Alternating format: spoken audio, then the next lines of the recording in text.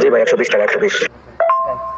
ভাই যদি মাল এখানে আসে আমার হাতে যদি মাল পৌঁছায় তারপরে আমি আপনাকে কি করবো, ডেলিভারি চার্জ শুধু পেমেন্ট করে দিব, ঠিক আছে? এর আগ পর্যন্ত আমি আপনাকে টাকা দিব না। ওকে, আশা করি বুঝতে পারছেন।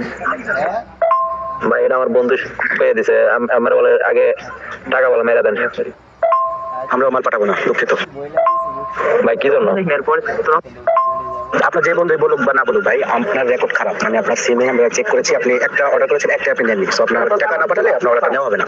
আপনার ইচ্ছা ভাই। এরকম করে কয়জন এত মাইরা দিছোস সেবলার বাচ্চা, থাপড়ে একবার লোকেশন চেঞ্জ করলাম ফালতু কোন হানের টাকা এমন করে কয়জন এত খাইছোস। এই ব্যবসা বন্ধ করে, ব্যবসা বন্ধ কর, ঠিক আছে? আর নাহলে কানের নিচে দুইটা মারলে ব্যবসা এমনিতে বন্ধ হয়ে যাবে। সেবল আমি করে যেখানে শিখা দে ফালতু কোথাদের ডেলিভারি দিব তোর পিছন দিয়া শালা সেবলা কোথাদের। যদি ডেলিভারি বাড়াস এবার করে কয়জন থেকে টাকা বেড়ে খাইছোস, তাহলে ড্রাইভার একবার উসকে কাঁচা দিতে পাতার উপরে। খানকির বলা মাদার চোখ থেকে জানোস মারছে নাকি মারছে? এই খানকির বলা তোর মায়ের আমি সুদি। এই অশিক্ষিতর বাচ্চা, মূর্খের বাচ্চা, নন্দ মূর্খ। এই বেটা তুই তুই যে টাকাটা মাইরা কাছ মানে তোর কথাই বোঝা যায় অশিক্ষিতর বাচ্চা। তুই যে রাস্তা বলা তো এটা বোঝাই যায় অশিক্ষিতর বাচ্চা, মূর্খ, চালার বুঝছে এবলা দিছো দাও। এবার তুই টাকা এইভাবে মেরে খাও, কয়টা টাকা চালার বেটা তোদের খালি কর।